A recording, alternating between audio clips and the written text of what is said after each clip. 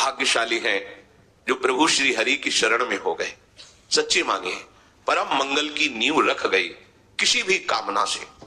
यही तो हमारे हरि की उदारता है। किसी भी कामना से आप केवल जुड़ जाइए तो आपकी वृत्तियां जुड़ती सच्चिदानंद प्रभु से हैं, इसलिए उसका परिणाम अविनाशी होगा। भले कामना विनाशी है पर परिणाम अविनाशी होगा। तो सब भगवान की शरण इसलिए नहीं हो पाते, कामना के द्वारा उनका ज्ञान अपहृत हो गया है और वो भगवान को भी एक अच्छा मनुष्य भर मानते हैं। हाँ, थोड़ा सा बलशाली, थोड़ा सा बुद्धिमान, ये नहीं जान पाते कि ईश्वरों के ईश्वर है। भला कोई बलशाली व्यक्ति ऐसा कैसे कर सकता है? विचार कीजिए, लाखों गायें हैं ब्रजवासियों की, बाबा की ही कई लाख गायें, नंद बाबा की और उपनंद आदि और भी ब्रजवासियों की लाखों की, 1 लाख नहीं लाखों की संख्या में गायें हैं और शास्त्रों की संख्या में सब सखाजन है, गोपगण है और ब्रज 84 कोश भूमि चिदानंद है। प्राकृतिक भूमि 84 कोश नापेंगे तो उतनी ही होगी और चिदानंद भूमि में एक थोड़ी सी जगह में अरबों गायें इकट्ठा हो सकती है। ये चिदानंद भूमि का प्रभाव होता है, ये बुद्धिगत नहीं है। छोटी सी जगह दिखाई दे रही लेकिन अरबों गायें उसमें आ जाएंगी और जगह कम नहीं होगी। अब सब गायें, गोपगण, सखागण जंगल में गाय चरा रहे थे। अचानक बांस के घर्षण से आग लग गई। इतना आग लगी कि चारों तरफ से वायु के प्रवाह से घिर गए। गाय, बछड़े, सखा, गोपगण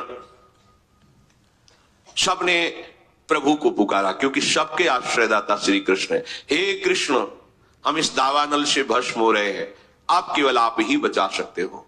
बड़ी बड़ी लपटें जंगल में और वायु के प्रवाह से चारों ओर से आग दौड़ती आ रही। भगवान ने एक शब्द कहा, तुम सब अपनी आंख मूंद लो।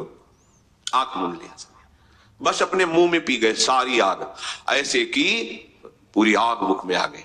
ब्राह्मणोष मुखमासीद, जो भगवान के मुख से ब्रह्म रूप वेद प्रकट हुए, ब्रह्म भाव से युक्त ब्रह्म ऋषि प्रकट हुए, वहीं भगवान के मुख से अग्नि का भी प्रादुर्भाव है।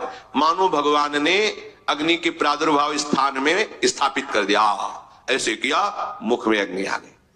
ये कोई व्यक्ति कर सकता है?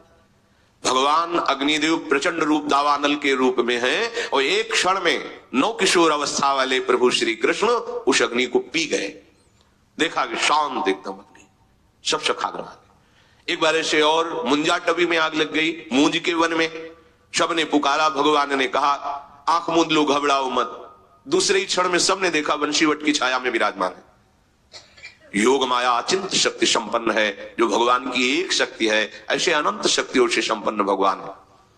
काली दह का एक बूंद पानी भी कोई पी ले तो तत्काल मर जाएगा, ऐसा विषैला जल था। बहुत बलशाली कालिया नाग अपने परिवार सहित रहता था। भगवान ने देखा कि प्यास से पीड़ित होकर के गोपगण और गौवें, बछड़े सब जल पिए मर गए। मर गए, जल का ऐसा प्रभाव विषैला था। इतना वर्णन है कि ऊपर से अगर पक्षी निकल जाए तो मरकर नीचे गिर जाता था। ऐसी विषैली धूम निकलती थी कालीदह से, क्योंकि कालिया नाग बहुत बड़ा विषधारी था। गरुड़ से टक्कर लेने की सामर्थ्य रखता था, पर उनके पंखों के प्रहार से भागकर यहां आया था और जानता था कि यहां गरुड़ का प्रवेश नहीं है, इसलिए कालीदह में निश्चिंत होकर रहता था। यदि हमारे प्रभु मनुष्य हैं तो जरा देखिए, कूद गए कालीदह में। एक बूंद पानी किसी भी व्यक्ति को मार सकता, चाहे जितना बलशाली हो, और जाकर के सब इस लीला को जानते हैं। ललकारा कालिया को। कालिया ने देवी देखा, हमारे वास स्थान पर आकर कोई ऐसे स्वतंत्र जल के लिए कर सकता है, हमें ललकार सकता है। नागपाश में बांध लिया। ये नागपाश ऐसा भयानक है कि प्रतिक्षण मृत्यु जनित कष्ट देते हुए उसे मार देता है, हर नस नाड़ी को चूर चूर कर देता है। पर अमित बलशाली भगवान श्री कृष्ण के शरीर में उसी को पीड़ा होने लगी। नागपाश छोड़ करके खड़ा हो गया और विचार करने लगा, आज तक तो कोई ऐसा नहीं जो मेरे नागपाश में बंद कर भी बलशाली बना रहे, लेकिन यहां तो मेरा ही नागपाश मुझे ही कष्ट देने लगा। फटने लगा उसका शरीर जैसे ही भगवान को जकड़ने की कोशिश की। भगवान उसके फणों पर ऐसे हाथ रखकर छलांग मारी और ऊपर उसके सिर पर जाकर के नृत्य करने लगे। देवता गंधर्व जो संगीत विशारद जन है, सुंदर संगीत बजाने लगे।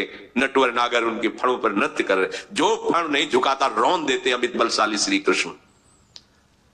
अब विष की जगह खून निकलने लगा, प्राण व्याकुल हो गए। तब उसने हृदय से भगवान हरि को पुकारा, कालिया ने। अब ये नहीं जानता कि अमित बलशाली श्री हरि ही उसके फणों को कुचल रहे हैं। नाग पत्नियों ने प्रार्थना की, भगवान नीचे उतर कर आए और कहा, यहां से जाओ रमण द्वीप, अब मेरे चरण चिन्हों से युक्त हो गया है तुम्हारा शरीर, अब गरुण तुम्हें बिल्कुल विक्षेप नहीं पहुंचाएंगे, सुखपूर्वक रहो, पर ब्रज की सीमा के अंतर्गत नहीं। ये हमारे भोरे भारे ब्रजवासी जनों को किसी भी तरह का कष्ट हो, ये मुझे बर्दाश्त नहीं। परिवार सहित छोड़कर, ये मनुष्य है। छठी का दिन है, अभी 6 दिन के लाल जो है, भयानक बलशाली देवता भी कांपते हैं, जिससे ऐसी पूतना हलाहल विष लगा करके कंस से वादा करके कि एक नंदन क्या पूरे ब्रजवासियों के 10 दिन के बालकों को मार के अभी आती हूं। भगवान ने पहले ही विचार कर रखा था कि अगर ये अन्य जनों के पास जाएगी तो हमारे सखाओं को हानि पहुंचाएगी। सीधे आकर्षण किया, उसका विचार बदला कि पहले ब्रज के मुखिया नंद बाबा के घर से ही शुरू करते हैं। ऐसा सुंदर रूप बनाया कि लक्ष्मी भी मोहित हो जाए। यशोदा मैया रोहिणी जी ने देखा कि लगता है साक्षात सौंदर्य समुद्र लक्ष्मी जी आ रही हैं, क्योंकि हमारे घर लालजू पधारे हैं, तो बड़ी कृपा हुई, ये आशीर्वाद। कोई कुछ उसको टोका नहीं, इतना सुंदर रूप बनाया। और सीधे इशारे से पूछा, कहां है लालजू? इशारा कर दिया, लालजू ने आंख मूंद ली। आज छठी का दिन है और हमें जहर पिलाने आ रही है। आंख मूंद ली प्रभु ने कि हमारी दृष्टि पड़ने पर कोई कुभाव वाला रह जाए, ऐसा तो नहीं, इसलिए दृष्टि को रोक लिया कि तू अपने भाव पूर्ण कर ले। आइए, प्रभु को गोद में उठाया और अपने भयानक हलाहल विष लगे हुए स्तनों को प्रभु के मुख में दे दिया। करुणा समुद्र है प्रभु, देखो आई है मारने। प्रभु के छोटे छोटे श्री चरण उसके वक्षा स्थल पे हैं, कर कमल से उसका वक्षोज पकड़े हुए हैं और मुख से दुग्ध पान कर रहे हैं। थोड़ी ही देर में आवेश में आए प्रभु और दुग्ध के साथ प्राण पीने लगे। अब तो वो सुंदर रूप छोड़कर भयानक रूप धारण करके चीखती, अरे छोड़ दे, भागी। 6 कोस के वृक्षों को तोड़ती हुई भयानक पूतना मृत्यु को प्राप्त हुई। भगवान ने उसकी जीवात्मा को अपने धाम भेजा।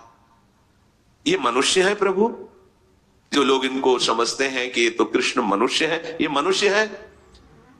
जिस समय देवराज इंद्र ने देखा अपनी पूजा को भंग ब्रजवासियों ने कर दिया, एक कृष्ण के कहने पर, और एक पहाड़ की पूजा कराई गिरिराज जी की, अब मैं इनको दंड दूंगा ब्रजवासियों को।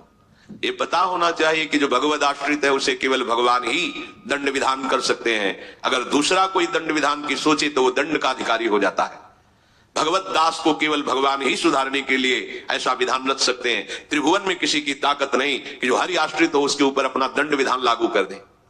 कोई भी हो, यमराज थर थर कांपते हैं, अपने दूतों से कहा है, जिनके गले में कंठी हो, मस्तक पर तिलक हो, मुख में कृष्ण नाम हो, भूल कर मत जाना, नहीं हमको दंड मिलेगा, क्योंकि ईश्वरों के ईश्वर भगवान श्री हरि है।